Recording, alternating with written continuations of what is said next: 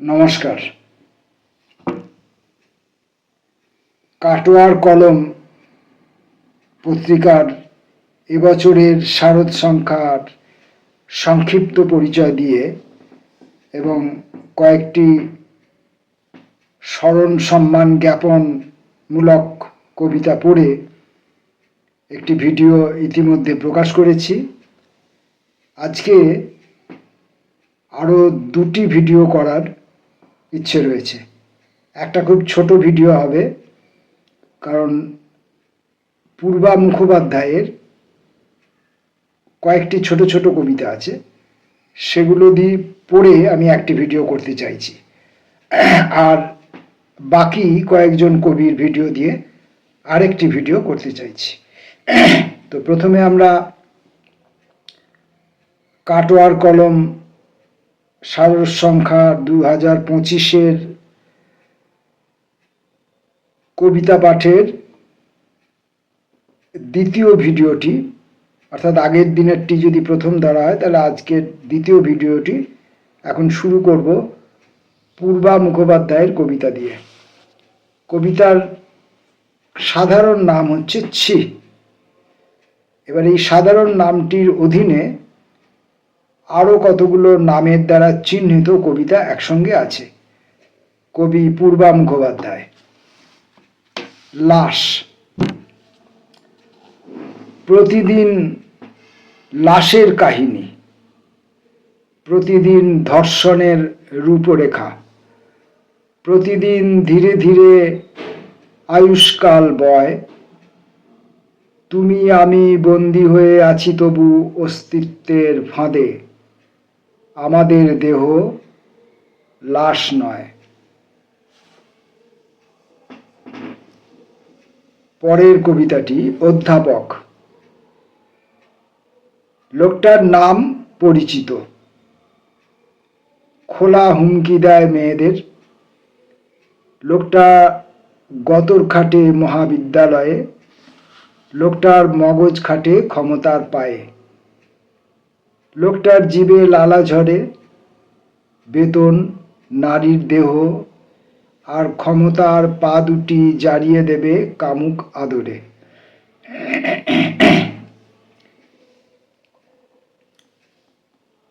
গুম নাম। অভয়া নাম দিয়ে আসল নাম চেপে দিলেই এটা প্রমাণ হয় না তার মরতে ভয় করেনি। আছড়ে মারলে শিঙি মাছটা পর্যন্ত কেঁপে ওঠে। ধরফর করে সারা উঠোন ছুটে লাগায় নলিকাটা মোরগ। তোমরা আমিষভোজী, তোমরা মশলা থেকে তেল ছেড়ে গেলে জল ঢালো, ঢাকা চাপা দাও, হাঁড়ি পাতিল বকবক করে। সরকার কি বলছে? অভয় দিচ্ছে তোমাদের? তোমরা কারা কারা আগামীকালের অভয়া?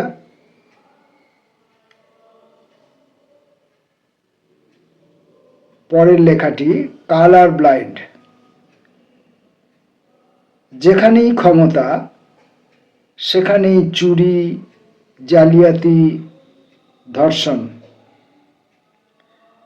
যার যদ্দূর ক্ষমতা সে প্রয়োগ করে।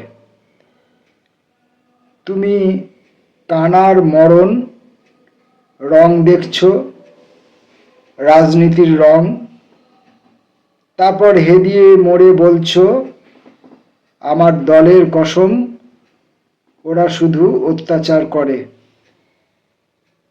তোমার কি তুলসী পাতা মন, যেন পায় কুকুরের বদান্যতা? মার্ডার। মাঝরাত্রে কল দিচ্ছে, বাইরে আয়, দরকার আছে। গাছে বসে তাল ঠুকছে জিঘাংসার প্রেত। তোর বাপটু কোথায়? মোর বাপকে চিনিস? ফিনিশ করে দে, কাল লাশ তুলবে উড়ার সাগরেদ। বউ কাঁদছে, কতবার বারণ করেছি তুমি দল টল করো না। গোষ্ঠীদ্বন্দ্ব, অ্যান্টি লবি, পুলিশ তো বলেনি, বলবে না।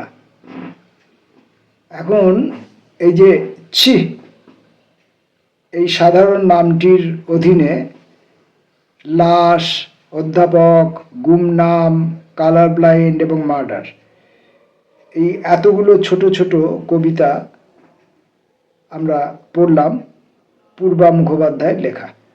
আমি এই প্রসঙ্গে দু একটি কথা বলতে চাই। আমি কাল বা পরশু কোনো একটি পত্রিকার, আমি তো পত্রিকা থেকে কবিতা পাঠ করি, তো কোনো একটি পত্রিকার থেকে কবিতা, এরকমই প্রতিবাদী কিছু কবিতা পড়তে গিয়ে আমি কিছু কথা বলেছিলাম। সেই কথাগুলি কারুর কারুর ক্ষেত্রে অপ্রিয় লাগতে পারে, কারণ আমি দ্বিতীয়বার যখন সেগুলোকে শুনেছি আমার নিজেরও মনে হয়েছে যে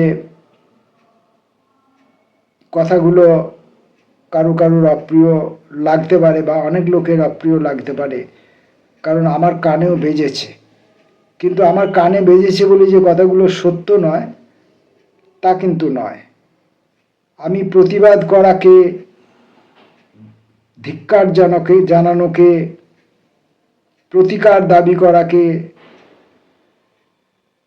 নিন্দা প্রকাশ করাকে অন্যায় বলছি না, কখনো বলিনি, কখনো বলবও না।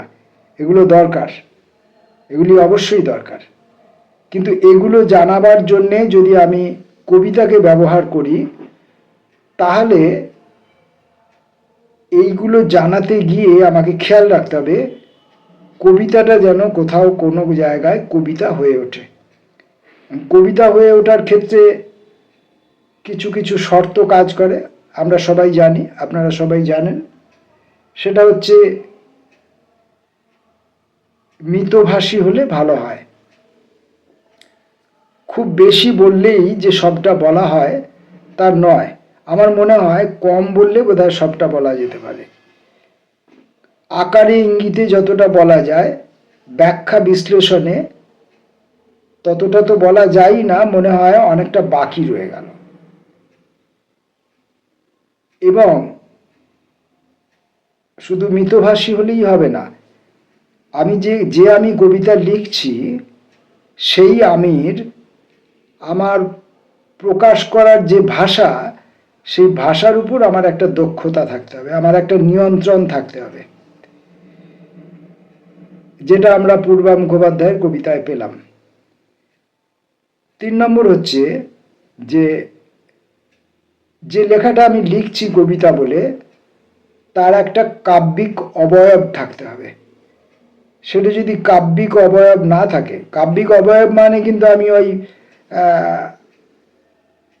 ছন্দ, অন্তমিল, পয়ার এই সমস্তের কথা বলছি না, বা ধ্বনি সাজুজ্য বা অলঙ্কার এ সমস্তের কথা বলছি না।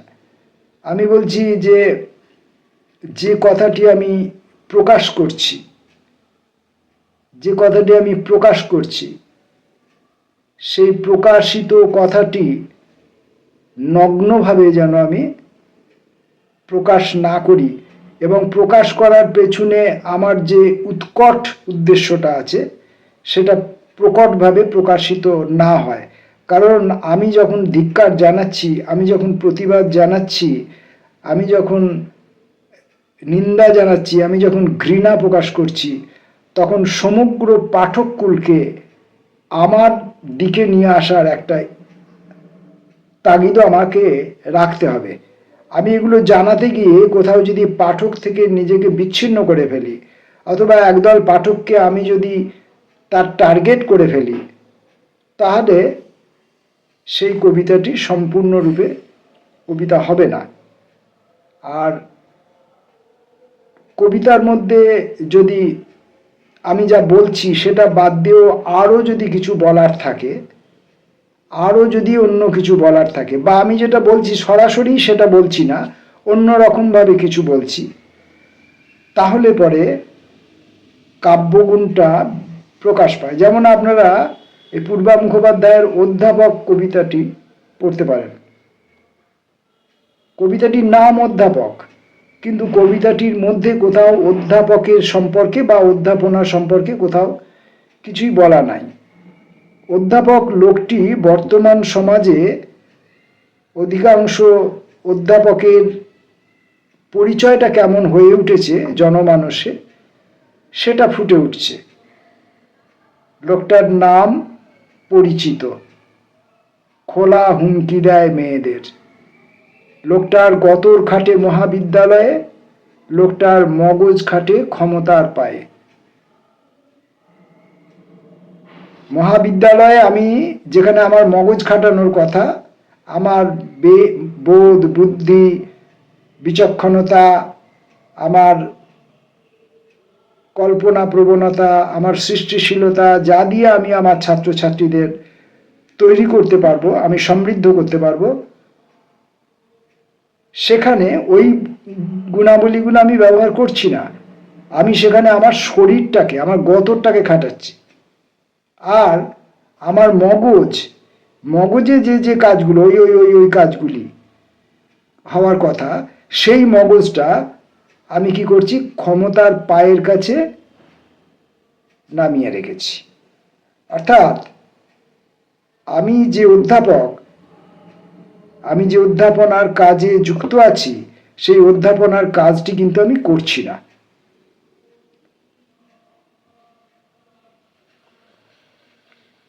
এইভাবে আমরা এর কবিতাগুলোকে যদি আমরা 2 বার 3 বার 4 বার 5 বার করে পড়ি, খুব যে একবারে ভাববিহ্বল ব্যাপার আছে, প্রকৃতির সৌন্দর্য, মানুষের মনের গঠন প্রকৃতি, গতিবিধি, মনস্তত্ত্ব, প্রেম প্রীতি, উন্মাদনা বা ভাব বিহ্বলতা এসব যে আছে তা নয়, কিন্তু খুব রূঢ় বাস্তব কথাগুলি বলা আছে, কিন্তু কম কথায় বলা আছে, ভাষার উপর নিয়ন্ত্রণী ক্ষমতা রেখে বলা আছে, এবং যা আমি বলতে চাইছি সেই টার্গেটটাকে আমি সফলভাবে সেখানে আঘাত করতে পারছি। এই নমস্কার।